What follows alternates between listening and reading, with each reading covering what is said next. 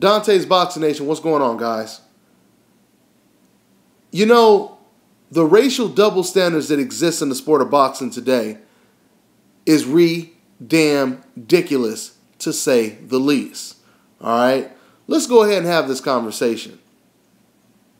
Canelo Alvarez can call out a smaller fighter in a smaller division, right? And if Floyd Mayweather doesn't move up and fight him, Canelo fans have the audacity to say Floyd is ducking him, okay? Adrian Broner, on the other hand, he can call out fighters at a higher division than him. Like when he was at 130, he was calling out Brandon Rios at 140. He was calling out Marquez at 147, 140. He was calling out Antonio DeMarco at 135, right?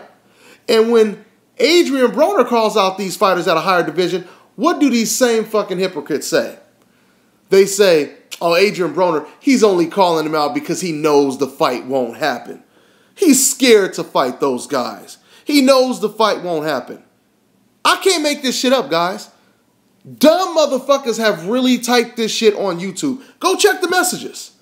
Go check the messages. It's there.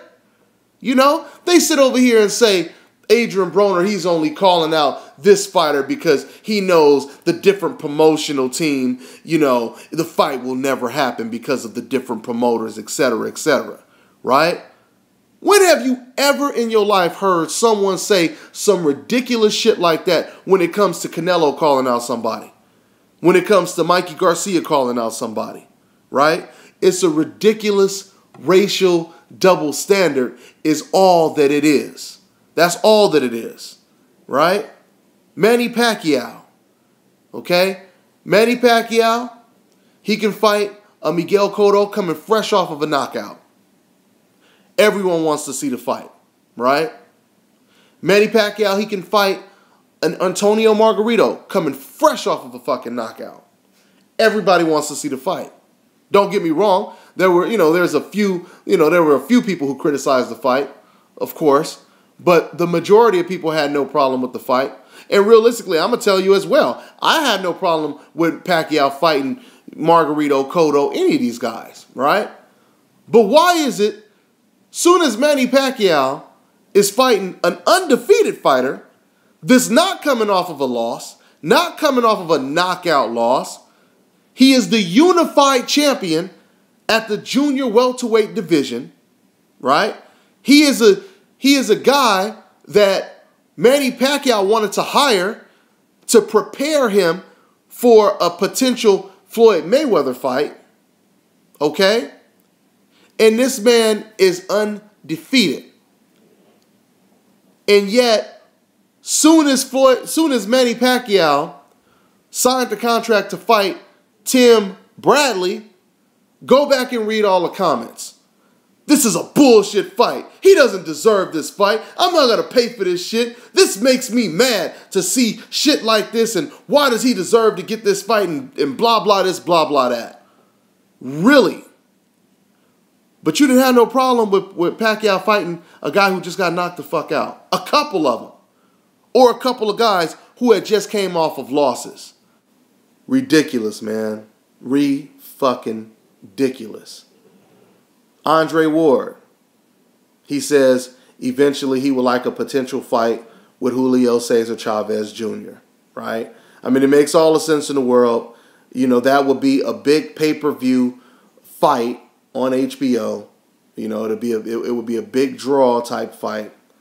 Yeah, we already know Chavez, you know, he comes in the ring at a fucking as a cruiserweight. So we know he can make 168 comfortably and still be bigger than Andre Ward, right? What are these same type of hypocritical fans, like Canelo type fans, what do they say? Oh, there goes Andre Ward cherry picking, right? He's cherry picking Chavez Jr. Cherry picking Chavez Jr. First off, let me just break this down. Those are really terms. Those are really code words for we want to keep Chavez protected because we already know that Chavez will get obliterated by an Andre Ward. So please don't make that fight. Please don't take away another one of our fighters. This is what the Canelo type fans are saying, right? Because they know, just like I know, that Chavez for Andre Ward is easy work. But at the same time, it's a fucking pay-per-view fight. And Andre Ward would be a dumbass to not consider that fight, right? But this is what they say. You know, Andre Ward is cherry picking. Then they say some real stupid shit. Why doesn't Andre Ward fight fucking Golovkin, right? They say, why doesn't Andre Ward fight Golovkin? You mean the same Gennady Golovkin that fights at 160? Where coincidentally, Sergio Martinez is the champion? You mean that Golovkin, right? See, but these motherfucking hypocrites, they don't want to say, why doesn't Sergio Martinez fight Golovkin? Because when Golovkin name comes up then, they say, oh, Golovkin, he ain't done nothing to, he doesn't deserve to fight Sergio Martinez and blah, blah this and blah, blah that. I can go on and on and on when it comes to the ridiculous double standards that exist, but I think you guys get the point. So what I really want to do is I want to go back to the video that I just did about Canelo, basically, saying anyone that's going to fight him, regardless if it's a middleweight or if it's a welterweight, they're going to have to come to 154 and fight him. I wanted to respond, to this video because I know there's a lot of Canelo fans that got their feelings hurt. And, like I said, once again, man, pride comes in. And realistically, let's tell the truth. The truth is, a Canelo fan has a lot more pride than any other fan. They don't want to hear anything negative about Canelo Alvarez because that is their golden boy hope, right? This is the guy that they are praying to God becomes that new golden boy, that new big-ass star, right? And they don't want to hear nothing negative about him, but damn that. I'm going to tell you the truth, and I don't give a damn how you take it, okay? I'm going to tell you the truth, and I don't give a damn how you take it. Now, I'm browsing over the comments, and I'm hearing a lot of people are saying stuff like, that's not fair. Canelo, he shouldn't have to be rushed to go up to middleweight and fight bigger guys and et cetera, et cetera, et cetera. What you guys don't understand is that's not what my video was about. My video was mainly about saying or making the point that if Canelo Alvarez is going to call out a smaller fighter that he knows he's going to have a 20, 30-pound weight advantage over, then you need to practice what you preach, and you need to show us that you are willing to do the exact same thing that you were asking Floyd to do. Are you willing to fight a guy who fights at 160, but the night of the fight, he blows up to 180 or 190, right? Are you willing to do that? Because that's what you're asking Floyd Mayweather to do. And to go even further, if you put Canelo Alvarez in Floyd Mayweather's shoes right now, and Canelo Alvarez was 36, he was in his late 30s, right? He was undefeated. He was the highest paid boxer in probably history or his era, right? And there was another fighter at a division higher than him. Matter of fact, let's just say hypothetically it was Andre Ward, right? Let's say you had this young champion who was 22 years old. It was Andre Ward. Just won the gold medal, just, whatever. Did a whole bunch of shit. And now he's the super middleweight champion. He's 22 years old, right? Now he fights at 168, or let's say, for example, he fights at 160, right? But he blows up to 180 the night of a fight, okay?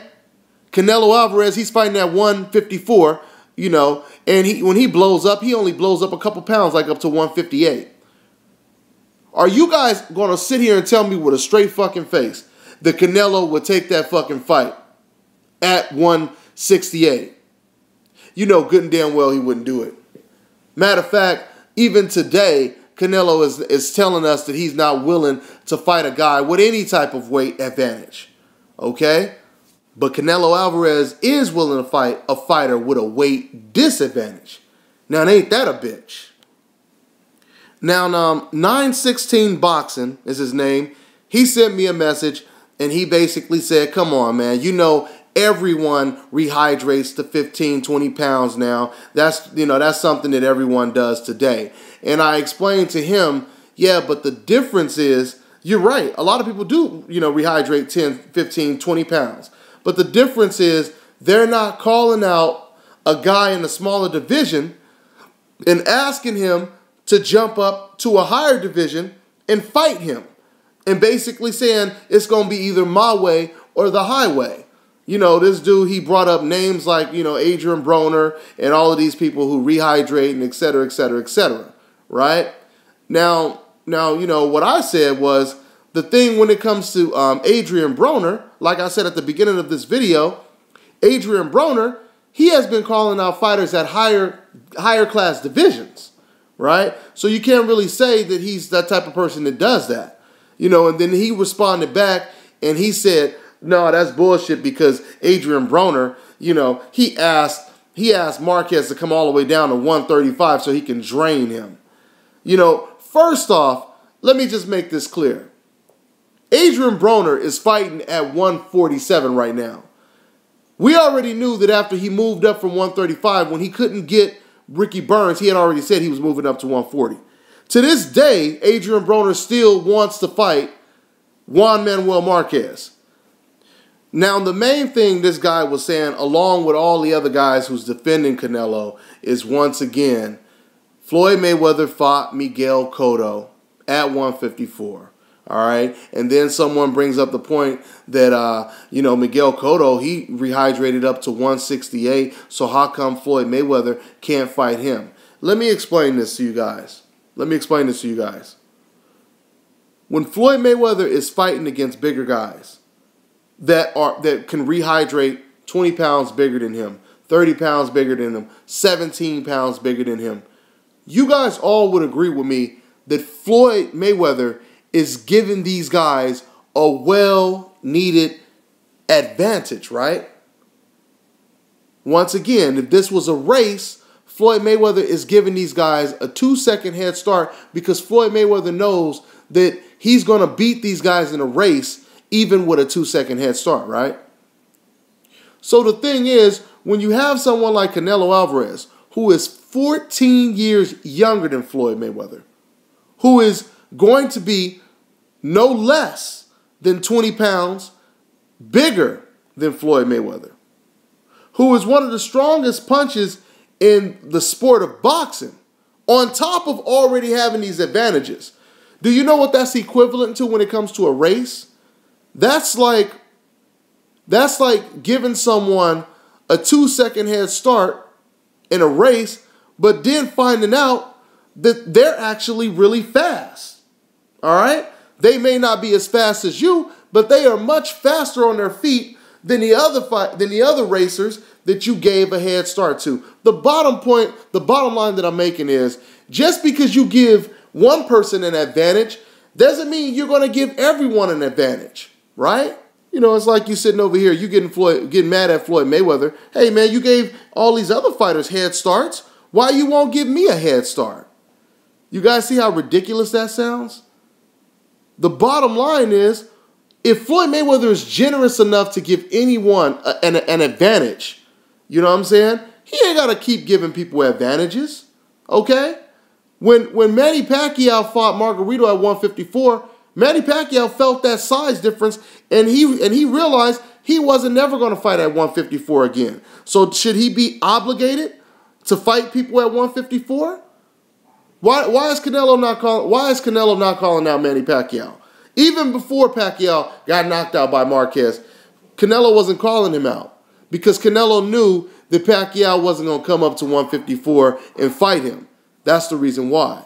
Even though Manny Pacquiao has fought at 154 before, just like Floyd Mayweather did.